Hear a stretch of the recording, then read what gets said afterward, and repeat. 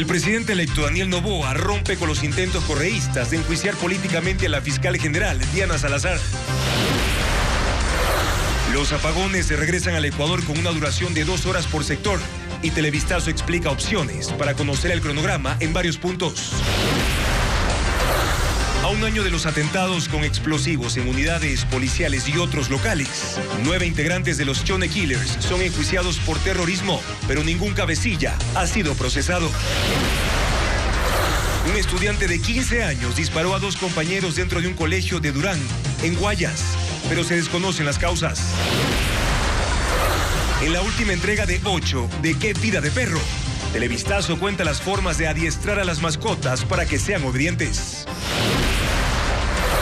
El precio mínimo de la caja de banano para el 2024 se fijó en $6.85, tras reuniones del gremio con las autoridades actuales y el futuro ministro de Agricultura, Franklin Palacios. Buenas noches, amigos. Empezamos esta semana de noticias, lunes 6 de noviembre de 2023, aquí en Televistazo Estelar. Vamos ahora a revisar la información nacional.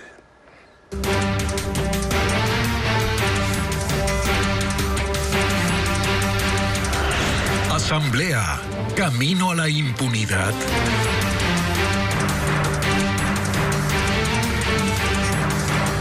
El presidente electo Daniel Noboa aclaró este lunes que no apoyará un juicio político a la fiscal general. Así dejó en entredicho un eventual acuerdo en la Asamblea Nacional con el correísmo, bloque mayoritario que busca sumar votos para intentar censurar y destituir a Diana Salazar. Informa Paul Romero. 3 días tardó el presidente electo Daniel Noboa para aclarar que no respaldará el juicio político a la fiscal Diana Salazar, que es uno de los principales objetivos del correísmo una vez que se instale la Asamblea Nacional. Este lunes en Washington, Estados Unidos, Noboa señaló a la cadena Infobae: no permitiré que ninguna organización política intente hacerle un juicio político a nuestra fiscal general. Necesitamos proteger a personas como ella que trabajan duro contra las organizaciones criminales que operan en el país. Cualquier negociación tiene que ser estrictamente legislativa. El correísmo apuntaba a consolidar una mayoría de al menos 80 votos con el social cristianismo y ADN, el movimiento de Noboa. Uno de los temas de negociación era el juicio político a la fiscal Salazar. El pasado viernes, Henry Kronfle, candidato del Partido Social Cristiano a presidir la Asamblea, escribió en la plataforma X que nadie les ha planteado y que tampoco hubiesen aceptado destituir a la fiscal Diana Salazar. El expresidente Rafael Correa le dijo que miente y ratificó que el bloque de la Revolución Ciudadana, que tiene 51 legisladores, impulsará el juicio político a la fiscal. Así, la eventual coalición política entre la Revolución Ciudadana, el Partido Social Cristiano y el Bloque de Acción Democrática Nacional quedaría sin consolidarse. Noboa señaló a Infobae que está seguro que conseguiría entre 80 y 90 votos en el legislativo, pero no precisó las bancadas. Parece que el distanciamiento con el correísmo es inevitable.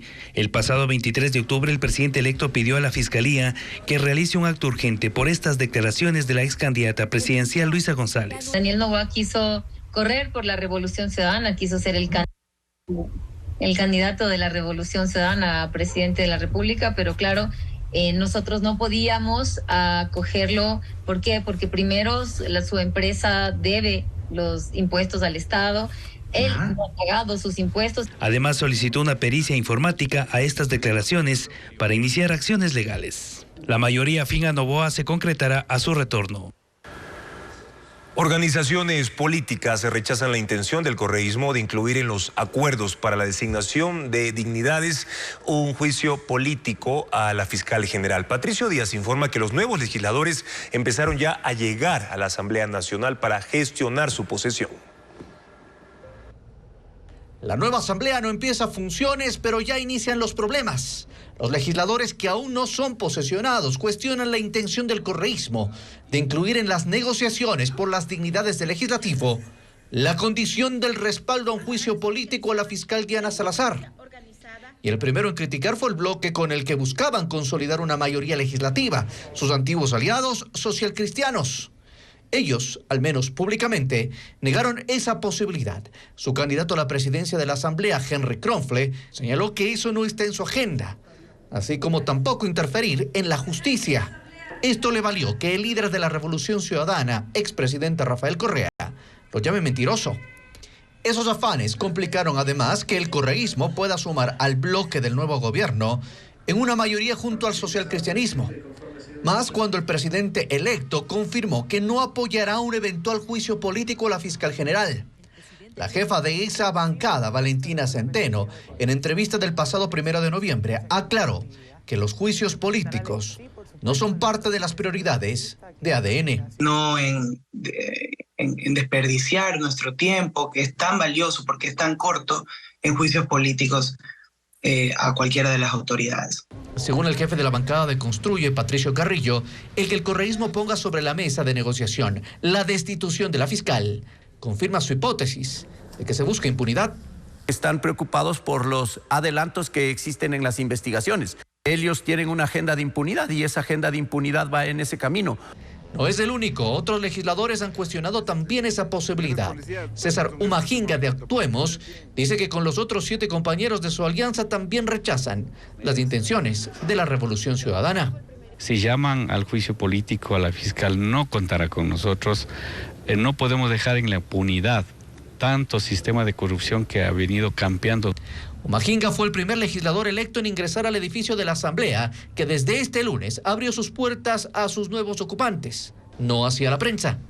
Los asambleístas electos deberán durante esta semana entregar los documentos requeridos por la Administración del Legislativo para asumir el cargo. La primera sesión está prevista para el 20 de noviembre y ese día se designarán autoridades. El correísmo tiene más de un motivo para buscar la destitución de la fiscal general Diana Salazar. Además de las sentencias en firme en los casos Odebrecht y sobornos, lleva adelante decenas de causas penales que involucran a Rafael Correa y Jorge Glass. Jacqueline Rodas con el resumen de estos casos.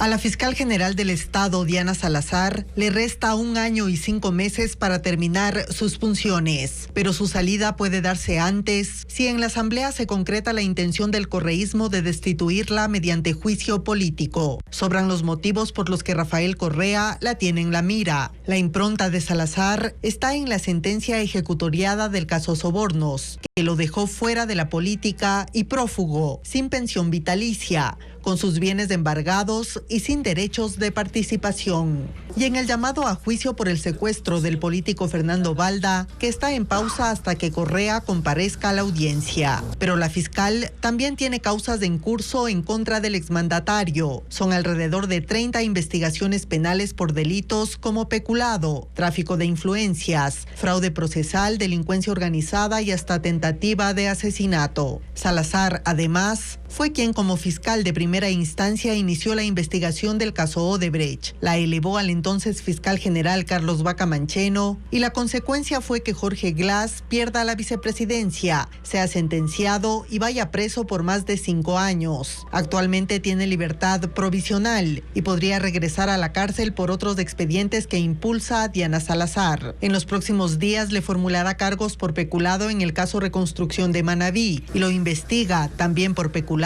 por presuntas irregularidades en la contratación de su ex asistente Soledad Padilla en la prefectura de Pichincha. Se suma el caso Singue, que se anuló. Jorge Glass fue sobreseído, pero la fiscal reabrió la indagación. Además de Correa y Glass, otros militantes de la Revolución Ciudadana fueron procesados, sentenciados o están prófugos, como Vinicio Alvarado, Alexis Mera, María de los Ángeles Duarte, Viviana Bonilla, Cristian Viteri y Walter Solís.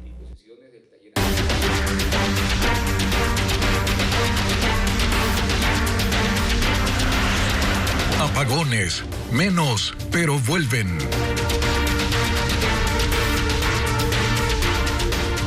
Dos aplicaciones digitales facilitan a los ciudadanos poder consultar sobre los horarios de los cortes de energía eléctrica en el país. Las empresas distribuidoras ya tienen el cronograma de cortes con 3 días de anticipación. Francisco Garcés explica más detalles de este tema. Ahora, en la mayoría de ciudades del país se puede conocer hasta con 3 días de anticipación los horarios en los que se producirán los cortes de electricidad por los racionamientos ordenados por el gobierno. En las redes sociales o páginas de internet se publica cuándo serán los apagones en cada sector. Si usted vive en alguna ciudad de la costa o de Sucumbíos, puede hacer su consulta en los perfiles de redes sociales de la Corporación Nacional de Electricidad, CENEL. En la plataforma X, por ejemplo, encontrará este anuncio. Pulsa en el link y lo llevará a una página web que, tras un breve paso de seguridad, le permitirá ingresar su número de cédula, RUC o el contrato del servicio eléctrico. Con esos datos, la página inmediatamente desplegará el sector registrado y los horarios de cortes desde la fecha de la consulta hasta 3 días posteriores. Pero si usted vive en Pichincha o una parte de Imbabura, Napo, Cotopaxi y Santo Domingo de los Áchilas, hay otro sistema para conocer los cortes. En la página web de la empresa eléctrica Quito. Ahí hay que escoger la programación de apagones del servicio eléctrico y se accederá a un mapa en el que podrá escoger su ubicación señalando algún punto de la gráfica, o también tendrá la opción de colocar la dirección que se desee consultar. También en este caso, una vez ordenada la búsqueda, se desplegarán los horarios de cortes del día de la consulta y también los 3 días posteriores. Y las lluvias de los últimos días generaron una leve mejoría en los caudales de los ríos de Azuay y también de la Amazonía, lo que ayuda en algo a la operación en las hidroeléctricas. Sin embargo, todavía los niveles no son los óptimos para descartar los racionamientos, como lo precisa Bessie Granja. En los últimos 3 días se registraron lluvias, en especial en el norte de la región amazónica y en Azuay, lo que incidió en el caudal de los ríos, que registran una leve mejoría, pero que aún no alcanza para superar el déficit en la generación de energía eléctrica en Ecuador. Entre el viernes 3 hasta el lunes 6 de noviembre, el caudal en la central hidroeléctrica Paute pasó de 24 metros cúbicos por segundo a 83 metros cúbicos por segundo. La cota actual de agua es de 1.977 metros, cuando el límite técnico de ejecución es 1.975. Mientras en Mazar, el caudal pasó de 0 metros cúbicos por segundo a 45 metros cúbicos por segundo. La cota actual es de 2.116 metros. Con el racionamiento de energía y si siguen las lluvias, sobre todo en la cuenca del río Coca, las autoridades esperan recuperar capacidad de generación. En los últimos 3 días, la central Coca-Codo Sinclair aumentó su caudal de 130 metros cúbicos por segundo a 161 metros cúbicos por segundo.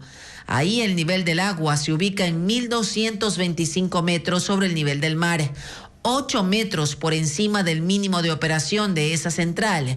Se tiene previsto que hasta este martes autoridades del Ministerio de Energía revisen el comportamiento de los caudales de los ríos que nutren a las principales hidroeléctricas del país para adoptar nuevas medidas.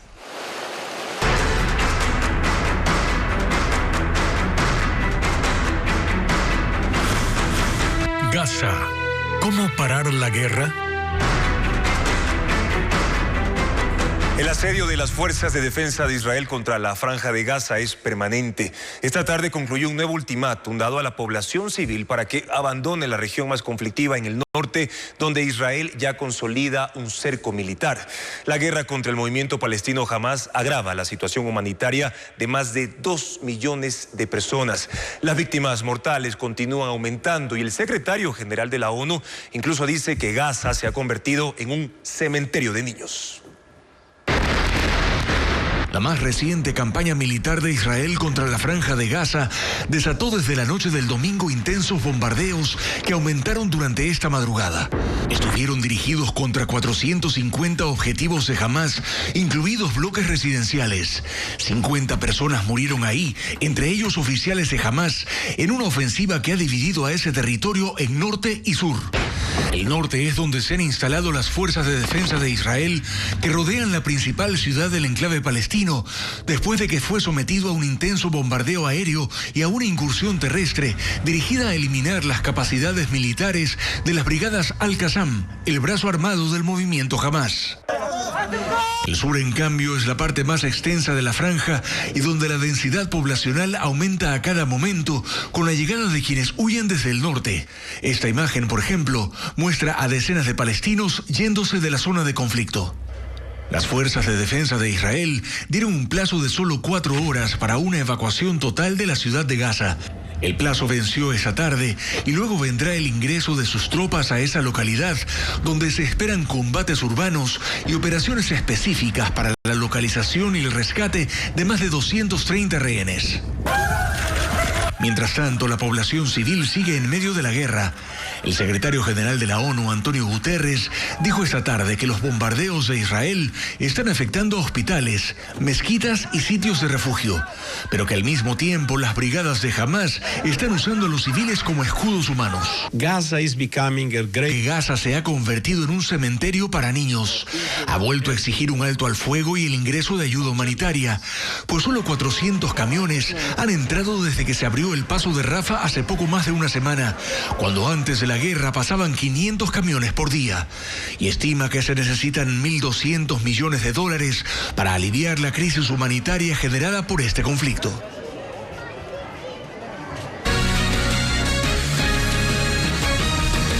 Detenidos por presunta participación en los ataques con explosivos en Guayaquil y Durán. Hace un año ya fueron llamados a juicio por terrorismo recién este lunes. Se trata de miembros del brazo armado de los Chone Killers, quienes recluidos en la penitenciaría recibieron órdenes de los cabecillas para ejecutar los atentados. Sin embargo, los jefes de la organización delictiva no están entre los procesados. Luisa María Heredia con el informe. Un magistrado anticorrupción llamó a juicio a 9 detenidos por terrorismo. Así informó la Fiscalía General del Estado en un comunicado. La audiencia ocurrió un año después de aquella jornada inédita de violencia criminal que el país vivió el 1 de noviembre de 2022, cuando en Guayaquil se reportaron al menos 10 ataques con explosivos durante la madrugada. Pocas horas después, los hechos se replicaron en ciudades como Durán. Hubo ataques en gasolineras, estaciones eléctricas, unidades de vigilancia comunitaria y otros locales comerciales. Como parte de la investigación para dar con los responsables 3 meses después, en enero de este año se ejecutaron operativos en Durán y la penitenciaría del Litoral, que vieron como resultado la detención de 10 personas, con un amplio historial de aprehensiones por delitos como asesinato, tráfico de drogas y asociación ilícita. De hecho, 8 ya estaban recluidos en el centro carcelario. El Ministerio del Interior los identificó como parte del brazo armado de los Chone Killers. Explicó que estando tras las rejas recibieron órdenes para ejecutar los ataques. Según la Fiscalía, las pruebas constan de sus celulares, que fueron analizados como parte del proceso. En la causa se habla de audios y videos extraídos de los móviles de los detenidos como elementos de convicción, pero no se especifica quiénes los enviaron y quiénes son, por tanto, los que dieron la orden de ejecutar los atentados con la intención de frenar los cambios de reos de penal, que para entonces hacía el gobierno como medida de seguridad. Los jefes de la banda no están entre los procesados, ahora llamados a juicio. Incluso en enero se habló de otras 6 personas que faltaban por capturar y 10 menores de edad que también participaron en los atentados. El correísmo plantea enjuiciar políticamente apenas instale la asamblea a la fiscal general Diana Salazar. Sin embargo, los legisladores que integran la nueva comisión de fiscalización encontrarán 4 procesos en marcha que deben ser resueltos antes. Diego Puente cuenta qué solicitudes de juicio político quedaron pendientes durante la administración legislativa que fue destituida por el presidente Lasso en mayo. 4 procesos de juicio político estaban pendientes en la Comisión de Fiscalización, pero fueron interrumpidos por la muerte cruzada el 17 de mayo.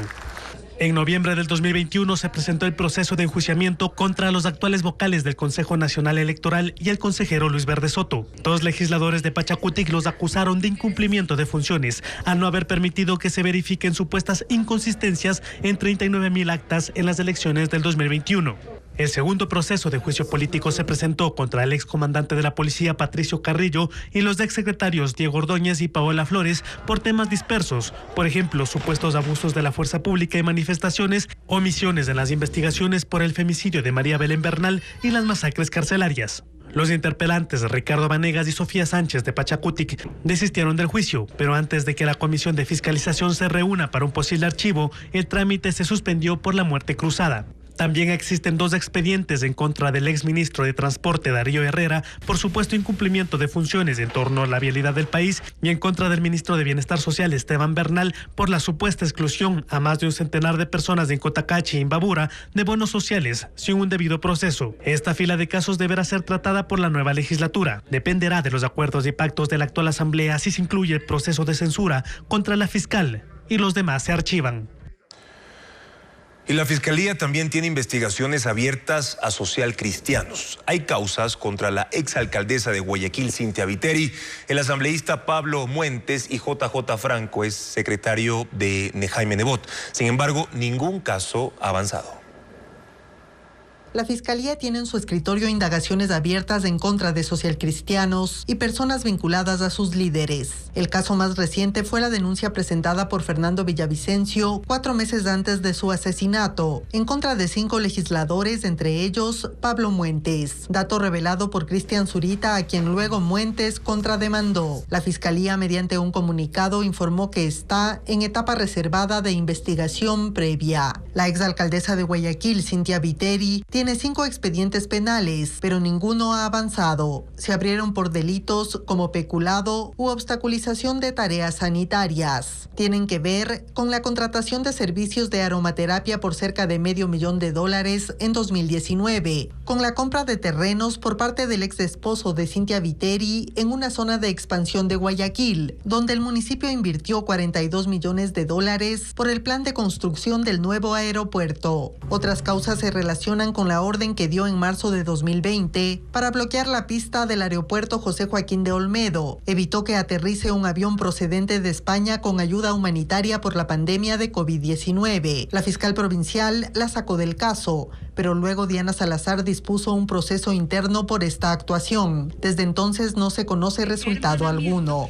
Un expediente adicional se abrió a la exalcaldesa por el contrato del proyecto Letras Vivas por $348,000 para pintar 50 frases de escritores en paredes de la ciudad y otro sobre limpieza. Mientras en septiembre de 2021, la Fiscalía allanó la casa de José Joaquín Franco, hombre cercano a Jaime Nebot, como parte de una investigación previa por tráfico de influencias que tuvo como principal sospechoso al excontralor Pablo Celi. El caso tampoco ha avanzado a instrucción fiscal. El expresidente de Estados Unidos, Donald Trump, compareció esta mañana ante una corte de Nueva York en el juicio que se le sigue a la Fiscalía por cargos de fraude empresarial. Está demandado por $250 millones por falsificar información sobre los estados financieros de sus empresas y así obtener beneficios en bancos y compañías de seguros. De ser hallado culpable, enfrentaría la multa millonaria y podría verse obligado a paralizar todos los negocios de la corporación Trump en el estado de Nueva York. Y la tormenta Ciarán golpeó Italia y otros países de Europa, dejando una veintena de fallecidos. El fenómeno llegó con gran fuerza a la región italiana de Toscana el pasado viernes, provocando severas inundaciones. 7 personas murieron y otras 5 continúan desaparecidas, mientras que los bomberos aún rescatan a personas atrapadas en las zonas anegadas. Ciarán avanzó durante el fin de semana hacia Francia, España y Portugal, donde también dejó víctimas mortales, la mayoría navegantes que quedaron atrapados por el fuerte oleaje. 2 activistas climáticos atacaron a martillazos la obra Venus del Espejo de Diego Velázquez en la Galería Nacional de Londres. Los manifestantes rompieron el cristal que protege la pintura usando martillos rojos utilizados para asuntos de emergencia. El museo informó que el acto vandálico ocurrió hoy en la sala 30 de la galería, que fue evacuada, y los 2 individuos fueron detenidos. La pintura fue retirada para poder ser examinada por los conservadores en busca de daños. La Premio Nobel de la Paz iraní Narges Mohammadi inició una huelga de hambre en prisión. Mohammadi, de 51 años, permanece desde 2021 en el centro penitenciario de Evin en Teherán por vulnerar el estricto código de vestimenta que rige en el país para las mujeres. Inició la huelga para denunciar la política de retrasar y desatender los cuidados médicos de los prisioneros enfermos. Las autoridades rechazan trasladarla al hospital por no querer cubrirse la cabeza con un velo. A Mohammadi se le concedió en octubre el Nobel de la Paz por su lucha contra la opresión de las mujeres en Irán. Luego de reuniones con productores y exportadores, el gobierno fijó un nuevo precio de sustentación de la caja de banano en $6.85. En esas negociaciones también participó el futuro ministro de Agricultura, Franklin Palacios. El diálogo final ocurrió hoy en Guayaquil. Delegados de productores y exportadores acordaron un precio mínimo de sustentación y el ministro de Agricultura, Eduardo Izaguirre, lo confirmó.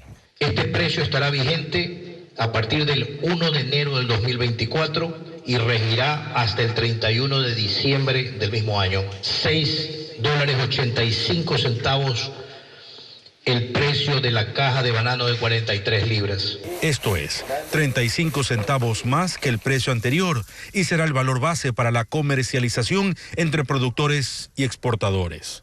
Sin embargo, Izaguirre reconoció que además del precio hay otros temas complejos en el sector bananero, como la formalización de las áreas de cultivo y la cadena productiva. También evitar la participación de intermediarios. Ese es uno de los puntos en la agenda de transición con el futuro ministro Franklin Palacios, quien también participó en estas negociaciones. Con el fin del feriado, los apagones están de regreso, solo que ahora los cortes son de 2 horas y por sectores.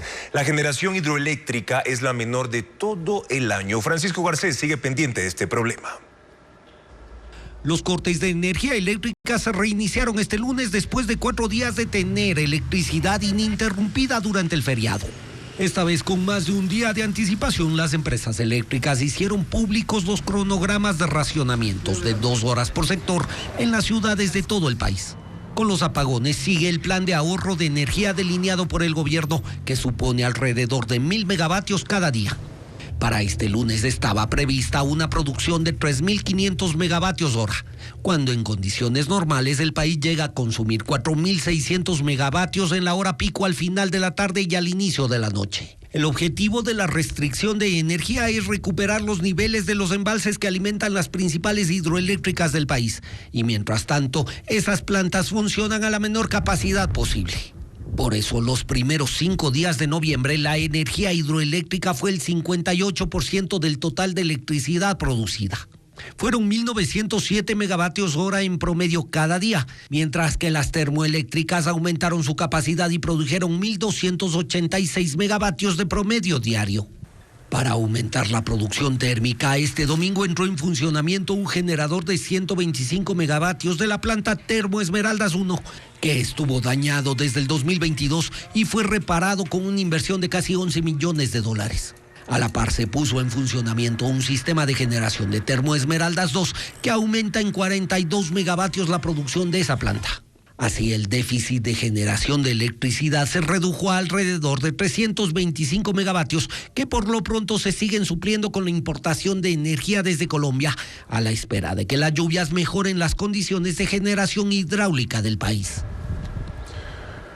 La Comisión Interamericana acusó al Estado ecuatoriano como responsable de violar los derechos humanos por la muerte del fotoperiodista Julio García en el año 2005 durante las movilizaciones que terminaron con el gobierno de Lucio Gutiérrez. Paul Romero con más detalles de lo que implica esa decisión internacional. La Comisión Interamericana solicitó que se declare al Estado ecuatoriano responsable por la violación de los derechos humanos por la muerte del fotoperiodista Julio García Romero. Él falleció el 19 de abril de 2005 en Quito durante una manifestación en contra del gobierno del entonces presidente Lucio Gutiérrez. Este caso se enmarca en un contexto de crisis institucional y de uso excesivo de la fuerza durante las protestas que derrocaron al gobierno del presidente Gutiérrez, según el informe de la CIDH. El argumento de la demanda al Estado es que García Romero vio a unos niños ahogándose por gases lacrimógenos e increpó a los uniformados por la represión. Los policías lanzaron más bombas y mientras el señor García Romero asistía a los niños, continuó tomando fotografías hasta que llegó el momento que cayó asfixiado y murió. Para la CIDH, el Estado no garantizó el trabajo de un periodista que se encontraba cubriendo los acontecimientos en ejercicio de su profesión, que se violó el derecho a la libertad de expresión consagrado en la Convención Americana. Durante el proceso judicial, los delegados del Estado solicitaron a la comisión que declare inadmisible la denuncia bajo el argumento que la policía hizo uso legítimo de la fuerza y que actuó con criterios de necesidad y proporcionalidad. Después de 18 años de la muerte del fotoperiodista, el caso pasa a la Corte Interamericana para su juzgamiento. Las prefecturas y municipalidades reclaman el pago de deudas atrasadas al Ministerio de Economía y Finanzas y este lunes organizaron movilizaciones. Fabiola Santana tiene las cifras. El gobierno de Guillermo Lasso tiene pendiente de pago 4.700 millones de dólares a instituciones públicas y proveedores, entre ellos gobiernos autónomos descentralizados, seguridad social, universidades, entre otros. 1.075 millones a prefecturas y municipios, 1.700 millones al IES, 1.900 millones a otras instituciones. Por ello, en Guayaquil y Quito, alcaldes y prefectos se movilizaron hacia la gobernación del Guayas y Ministerio de Finanzas. Los municipios piden que se les pague 512 millones de dólares y las prefecturas 563 millones de dólares no cancelados. Nosotros podemos, en algún espacio de diálogo, lograr un entendimiento, un acuerdo de pago. Pero nada de eso ha sido posible. Hemos buscado acercamientos, pero no hemos tenido la posibilidad. No podemos pagar a los acreedores. Tenemos obras paralizadas y además los saberes que son derechos de los trabajadores y trabajadoras de los gobiernos provinciales. El Observatorio de la Política Fiscal señala que hasta octubre el déficit fiscal es de 3.500 millones de dólares, por lo que el nuevo gobierno deberá buscar financiamiento. ¿Qué va a poder hacer apenas se posesione, que tiene que hacer esos pagos? Hay que ver cómo marcha el proyecto de la venta anticipada de crudos. Está cerrada la ventana de bonos de deuda externa. Hay también la opción de los multilaterales, hay también la opción de países. Sobre el reclamo de los municipios y prefecturas, el Ministerio de Finanzas no se ha pronunciado. Sin embargo, el ministro Pablo Arosemena ha sostenido que han hecho pagos atrasados históricos. El presidente electo Daniel Noboa, junto a 5 de sus futuros ministros, entre ellos Saría Moya, quien liderará la cartera de Economía y Finanzas, cumple agenda en los Estados Unidos desde el fin de semana. Busca apoyo financiero en encuentros con el Banco Mundial, el Fondo Monetario Internacional y el Banco Interamericano de Desarrollo. Luisa María Heredia con más detalles de esos encuentros. Daniel Noboa llegó a Estados Unidos la tarde del sábado tras una larga gira por Europa. La primera cita fue con Carlos Felipe Jaramillo, vicepresidente del Banco Mundial para la región de América Latina y el Caribe, que tiene a su cargo una cartera de programas de asistencia técnica y de subvenciones, que bordea los 32.000 millones de dólares. Lo siguiente en la agenda del presidente electo fue un encuentro con los principales directivos del Fondo Monetario Internacional y contó con la presencia de parte del equipo que ha conformado hasta ahora Noboa. Estuvieron los ministros designados Sonsoles García de Producción y Comercio Exterior, Gabriela Sommerfield, canciller, e Iván Carminiani, secretario de Comunicación. También Arturo Félix, próximo secretario de la Administración Pública. Y Saría Moya, quien fue presentada ante los organismos multilaterales como ministra de Economía y Finanzas, junto a 4 de los miembros de su círculo más cercano. Sade Fritchi, directora en Galápagos de ADN, la alianza política con la que ganó las elecciones. Cintia Heliber, quien fue su asesor en la Asamblea Nacional y ahora es la coordinadora territorial de la organización. Catherine Gafter, asesora de comunicación, y Juan José Reyes, ex candidato asambleísta por Guayas y amigo del mandatario. Después, Daniel Noboa y su comitiva se reunieron con el secretario general de la OEA, Luis Almagro, y con altos funcionarios del gobierno y del Parlamento estadounidense. Lo siguiente en la agenda, que durará hasta este martes, son citas y reuniones con inversionistas y empresarios, cámaras de comercio y bancos de inversión. Ante organismos internacionales, el presidente electo Daniel Noboa ha presentado a Saría Moya como su futura ministra para la cartera de Economía y Finanzas. Es una profesional de 35 años con estudios en economía en Francia y España y una larga experiencia en cargos menores en el sector público. Saría Moya es una economista de 35 años, graduada en la Pontificia Universidad Católica del Ecuador y con estudios complementarios en Francia y España. La economista Moya tiene una amplia trayectoria en el sector público. De hecho, si excluimos la docencia, en el sector privado solo ha hecho unas cortas pasantías y toda su vida laboral ha transcurrido básicamente en 3 instituciones. Semplades, donde tuvo 2 etapas, una de casi un año en 2012 y otra de año y medio en el 2016. en el Ministerio de Finanzas, donde tuvo un corto periodo como analista entre 2013 y 2014, y el Ministerio de Gobierno, a donde ingresó en julio del 2017 hasta octubre de este año. Los últimos cargos desempeñados por la economista Moya fueron directora de Planificación y Seguimiento y coordinadora general de Planificación y Gestión Estratégica en el Ministerio de Gobierno. Moya encabezó el equipo del Ejecutivo que en agosto del año pasado intentaba acercamientos con el Legislativo para destrabar la aprobación de proyectos de ley. El resultado de esa gestión fue nulo. La futura ministra es una mujer de fe.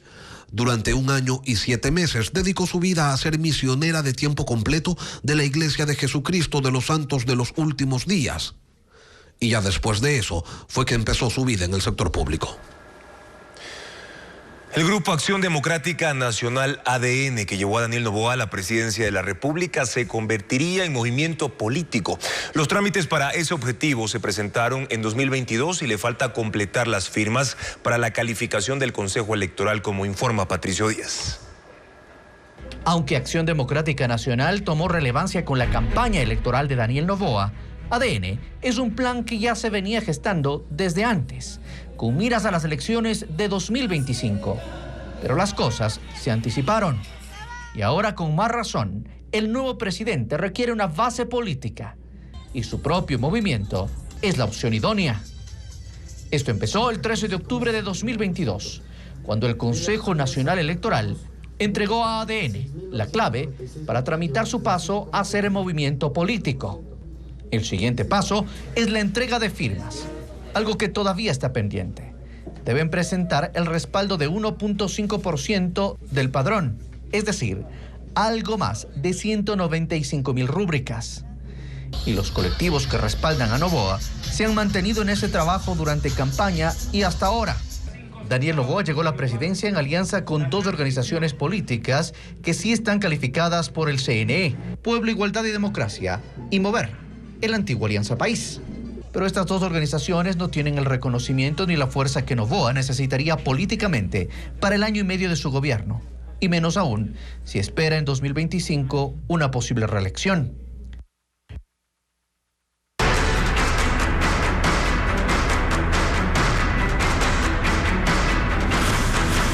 Gaza. ¿Cómo parar la guerra?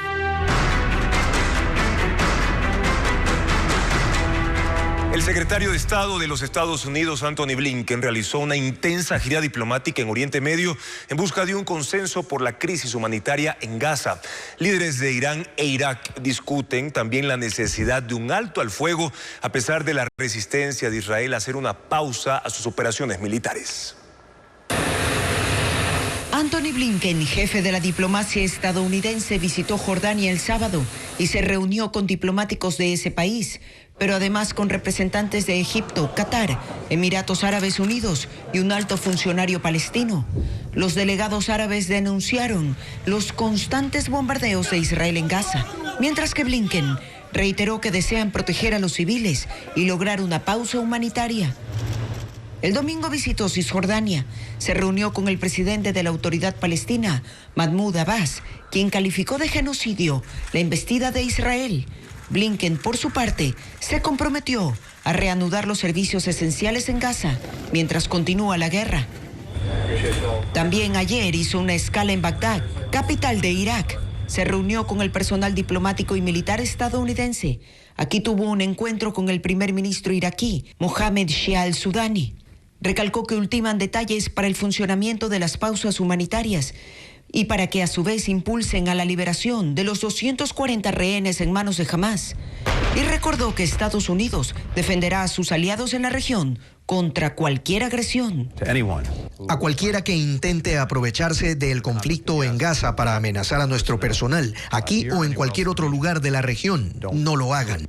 Hoy en Ankara, capital de Turquía, se reunió con el canciller de ese país e insistió que Estados Unidos presiona para que no hayan más bajas civiles. Pero no hubo conversaciones con el presidente Recep Tayyip Erdogan, quien critica el apoyo ilimitado de Estados Unidos a Israel.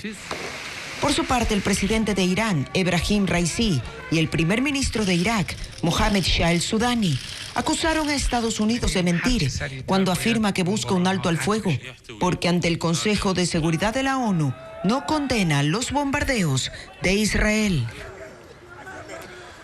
Desde el Vaticano, el Papa Francisco hizo un llamado urgente para frenar el conflicto en Gaza y pidió que se dé asistencia integral a los heridos. El pontífice dijo además que no deja de pensar en la grave situación y pidió que se detenga la guerra. Él espera que se haga lo posible para evitar que los combates se extiendan. El Papa renovó sus pedidos de alto al fuego y la liberación de los rehenes tomados por Hamás durante su ataque del pasado 7 de octubre, centrándose en los niños que, según dijo, deben volver con sus familias. Esta tarde se registraron incidentes en la penitenciaría del litoral de Guayaquil. Las autoridades incluso cerraron vías cerca al perímetro carcelario. La balacera se inició, según las autoridades, en los pabellones 4 y 5.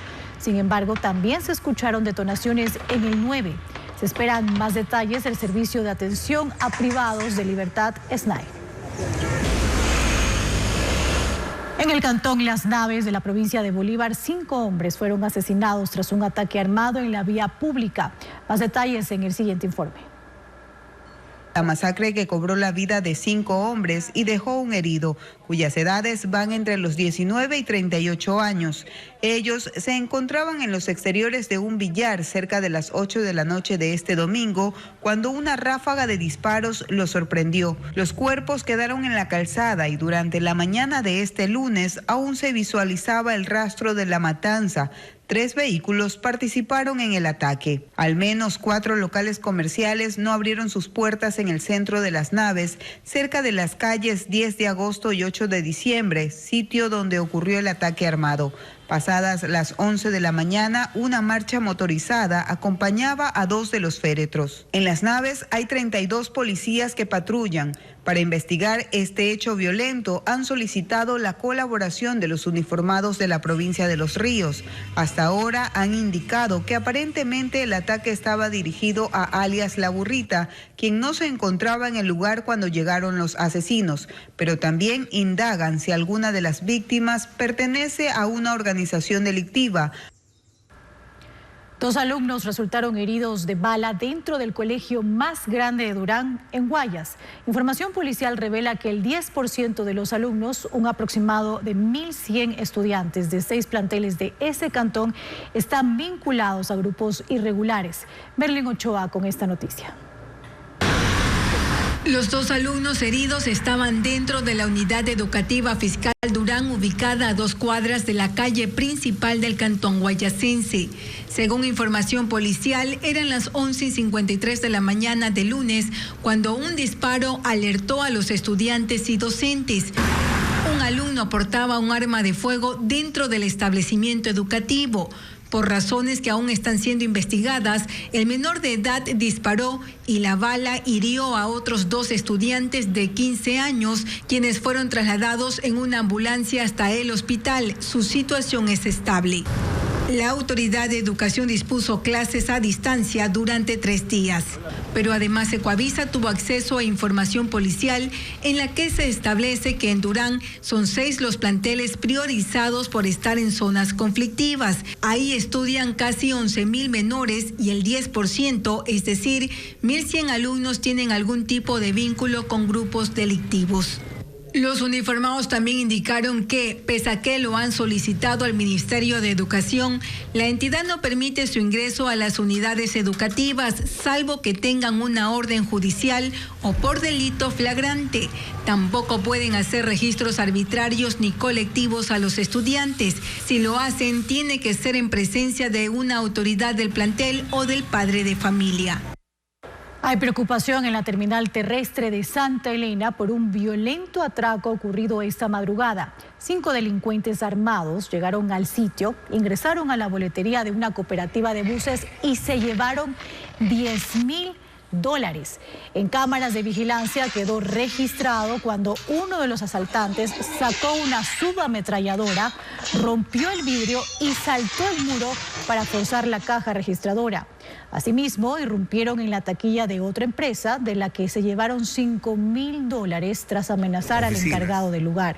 Unidades de la policía indagan este hecho delictivo.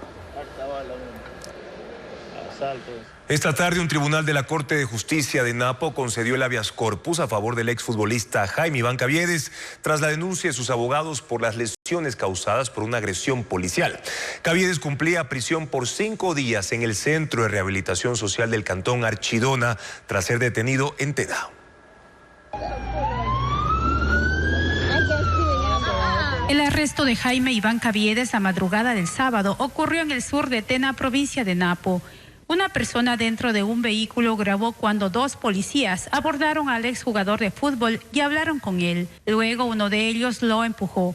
Empezaron a discutir y fue impulsado en 2 ocasiones más hasta que cayó al suelo. Segundos después, un auto llegó. Se quedó al lado y el conductor le dijo a los agentes que los llamó porque supuestamente Caviedes atacó a su pareja. El exfutbolista se levantó, se negó a ser detenido y fue nuevamente empujado por el policía.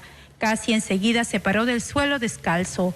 Luego lo golpearon por la espalda con un tolete, por lo que respondió, pero otra vez fue empujado. Después llegó otro patrullero con otros 2 uniformados. Le lanzaron gas pimienta en el rostro y tras 6 minutos de forcejeo y lo metieron en el carro.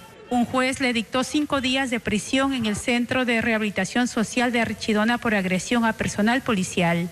Según la denuncia ciudadana, la cual activa a los patrulleros, es que se habían sustraído unos alimentos en este local de venta de comida. El abogado Jaime Toral Soriano denunció que el exfutbolista fue víctima de lesiones por agresión policial. Publicó imágenes que muestran heridas en la espalda, pie, tobillo y codo. El ministro del Interior, Juan Zapata, anunció que se evaluará el procedimiento y desde la Comandancia General de Policía se inició un trámite interno administrativo para un sargento primero y cabo segundo por el hecho. Y eso ingresa a un trámite administrativo en donde se determina o se califica el grado de responsabilidad o la conducta con la que actuaron los servidores policiales.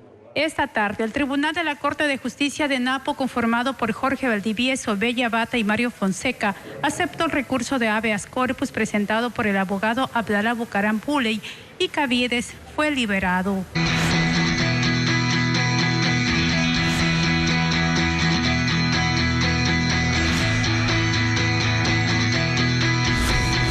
¡Qué vida de perro!